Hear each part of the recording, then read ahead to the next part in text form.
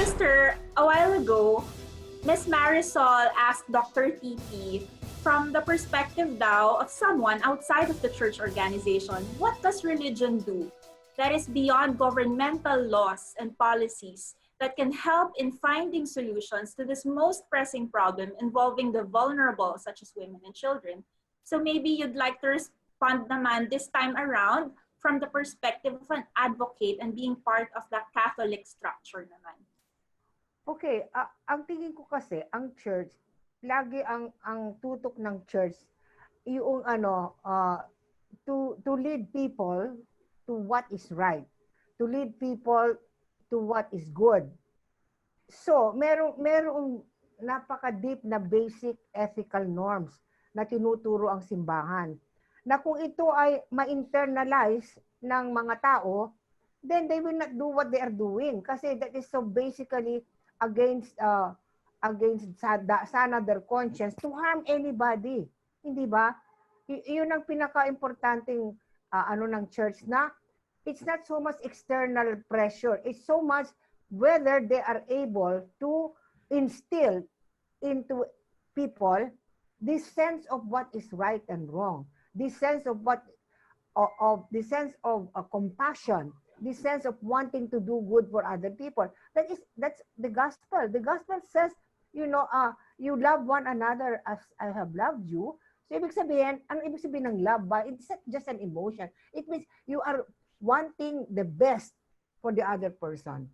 In fact nga, meron pang, if you love only those who love you, what thanks unto you? You must love your enemy. Ang hirap di ba? Pray for them, persecute you. Who persecute you. In fact, naranasan ko yan nung nire-red tagging ako. Ang mga gospel noon pray for them who persecute you. So I had to pray for sila. Alam mo na kung sino yung mga yan. No? So ibig sabihin, ang influence ng church, it's deeper than external means or methodology. It is instilling into people the sense of what they should do and what they should not do. And it is the right of the church to make statements, moral statements that can have political consequence. But they are not making political statements. They are making moral statements that can have political consequence. Kaya sinasabihan ang mga church, don't talk kasi there is a separation of church and state. That is not true.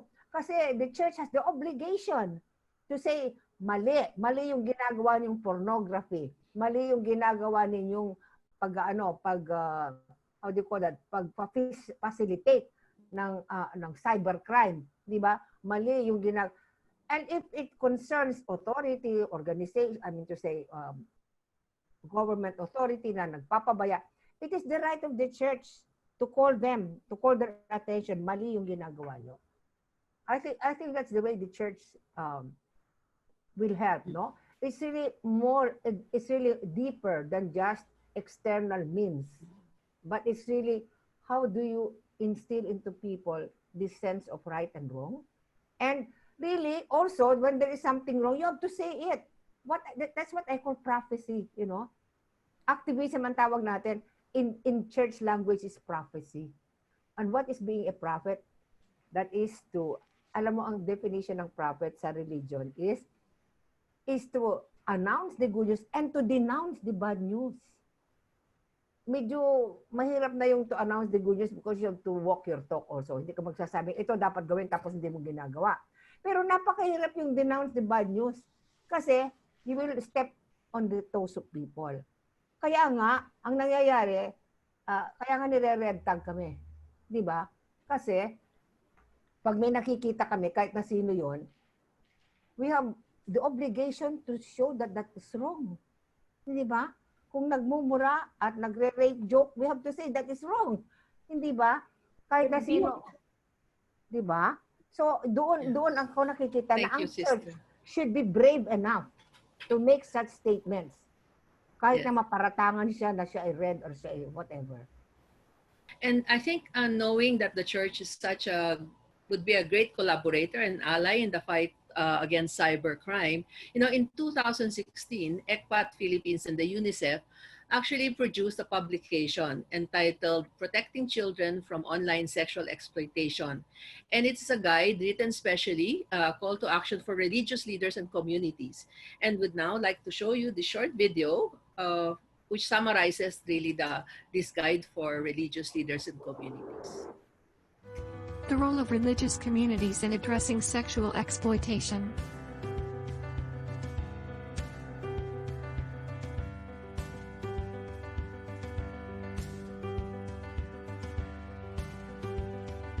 Religious assets. Religious communities around the world possess unique religious assets that set them apart and enable them to make unique contributions to address injustices. These assets can also be used to prevent and address online child sexual exploitation. Moral assets. As a religious leader, you are uniquely positioned to use your moral stature and influence to encourage mutual understanding and respect for human dignity within your community.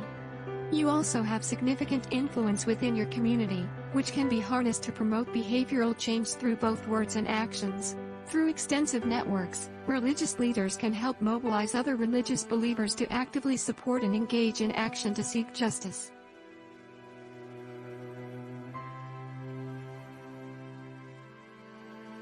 Social assets. These social assets, representing significant channels for communication and action, can enable religious believers to function as powerful agents of change in the protection of children and the promotion of collective well-being. Religious communities represent the world's largest movement. They reach more people than any other organization, including those who are the very hardest to reach. Legitimacy and influence. Faith leaders are influential and trusted and can help to overcome barriers, shaping new behaviors and social norms, while reducing or curbing suspicious behavior. The respect and authority you command enables you to speak out for justice and the protection of children. Transnational communal relations.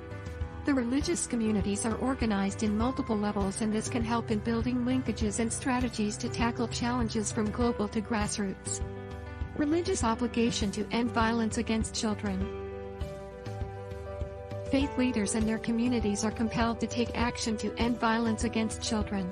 Roughly 5 billion people around the world belong to religious communities, and they have a huge role to play, as well as vast potential for impact. Christians must join together across denominations to fight the abuse and exploitation of children. Ultimately, the Christian Church can act to protect children and those who have been abused or exploited. Creating safe and child-friendly places. Assess and develop child-safe activities and programs. Ensure child-safe recruitment, monitoring and training. Define a child-friendly and child-safeguarding code of conduct. Designate a child protection focal point. Establish procedures for child-friendly incident reporting. Take measures to ensure child safeguarding online and ICT usage. Awareness raising. The faith community can create awareness and help to prevent children from becoming exploited. Religious communities can also focus on raising awareness to prevent people from becoming offenders. Reporting abuse to relevant authorities. Advocating. Spreading information on the risks and consequences of sexual violence, and by supporting local institutions responsible for the protection of our youngest citizens. Interfaith action. The key to working together successfully with other religious leaders or faith-based communities is to initiate, build and sustain a relationship of mutual respect and trust. Training and staying informed. Get more in-depth knowledge and guidance on how to challenge and prevent such exploitation.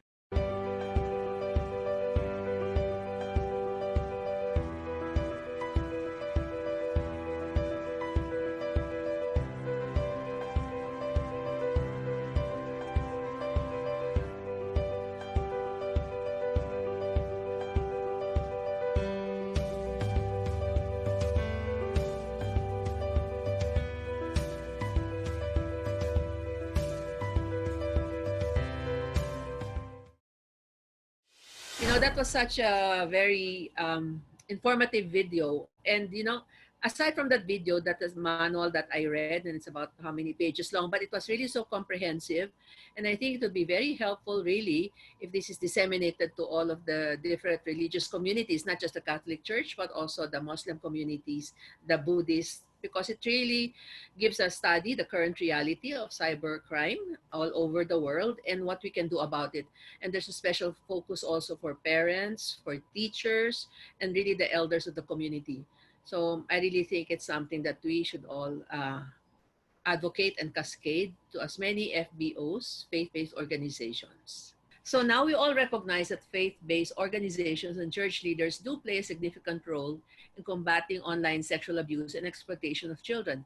But they have to be prepared for such role to respond effectively to these cybercrimes. What do you think is the first step to prepare them as an organization, sister? Ah, Siyempre, ang unang dapat na gawin ay for them to understand the setting. So, they should at yung mga nagbabago sa mundo. So, dapat, ang unang-una dapat ay sila ay mabigyan ng comprehensive briefing on the situation na nangyayari. Especially about this cyber world, no? Kasi pwedeng hindi nila masyadong gagap yun. So dapat naintindihan na yung sinabi nga ni TS Miss De Luna, yung kanyang whole speech, dapat yon ibigay sa mga church people para maintindihan nila eto ngayon yung bagong larangan. Ito ngayon yung bagong arena. Ito ang mga spaces na pwede nating magamit. Ito yung mga lalaban sa atin. Paano natin sila malalabanan, yung gano'n. So yung first, a comprehensive briefing on the new reality, the virtual reality or whatever. At ikalawa siguro, they should be trained in technological matters na dapat marunong sila mag-email, dapat sila marunong mag-Twitter, dapat sila marunong makipag-Zoom conference. Lahat yun dapat matutunan ng mga church people para yung they are prepared not only makita yung kanilang arena of new work, yung bago nilang arena, but also the capacity to be able to fill all these spaces and to be able to be effective in maglaro sa ganyang new playground. So that's what I would say. Dr. TP, would you like to add to what Sister Mary John just said? Yes, tama po yung sinabi ni Sister at maaari din po tayong mag-umpisa na mag-ipon para bumili ng mga gadgets.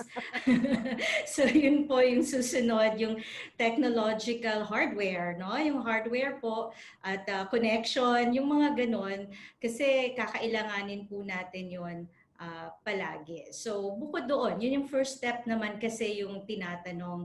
At of course, the second step would be the structure and plans, no? How to sustain the efforts. Kulang ang isang episode para mas masusing pag-usapan ng ating tinalakay na paksa today. But this is a good jump start to continue conversation even off-cam. Di ba po, sister? Opo. And if we are to recap the steps that should be done to prepare faith-based organization in responding to the worsening situation of online sexual exploitation, what would this be, Dr. TP? Can you please help us with the recap?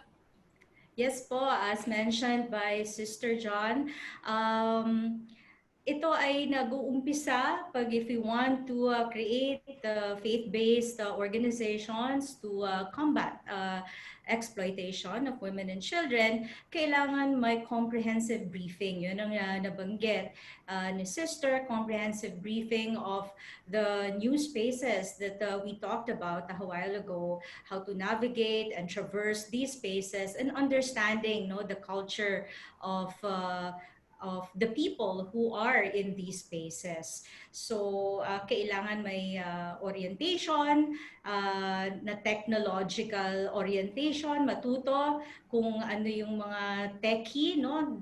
Sabi ni Sister, maging technological savvy din tayo sa ating, ang mga kasapi nitong organisasyon. Yun na ang umpisa ng pagbuo ng mga organisasyon na ganito. Thank you very much, Sister Mary John Mananzan and Dr. Titi, for our engaging conversation. Sayang kulang lang tayo sa oras. Can you now give your final message to our viewers? You can go ahead, Dr. Titi. Nabanggit ko naman kanina yung aking mga salient points that I wanted to impart. Ang siguro yung masasabi ko lang, let's continue to learn, no? Hindi natatapos sa college degree or sa kung anong seminar ang inattenda natin, ang ating quest for improving ourselves. Kasi if we improve ourselves, we will be able to help, no, share ourselves sa lalo na dito sa cause natin, our cause against the abuse, no, of women and children. Sister Mary John, your final message, please. Yeah, ako ang final message ko siguro is yung aking commitment after listening to everybody. Kasi meron nga akong Institute of Women's Studies, meron akong Women Care Center, meron akong OWGC. But I have to admit that we did not focus on the cybercrime. Now that I have this new, learning from all of you, ang importante talagang ilagay ko yan sa programa namin. Like sa IWS, ilalagay namin yan as a module sa aming mga different seminars. Isasama namin ang module on cyber crime and cyber, yung advocacy for children and women, but especially children kasi hindi na namin natutukan. So ang ibig ko sabihin, ako ang aking parting words is that since I have learned these new spaces, I'm going to make use of these spaces. Thank you. Thank you very much.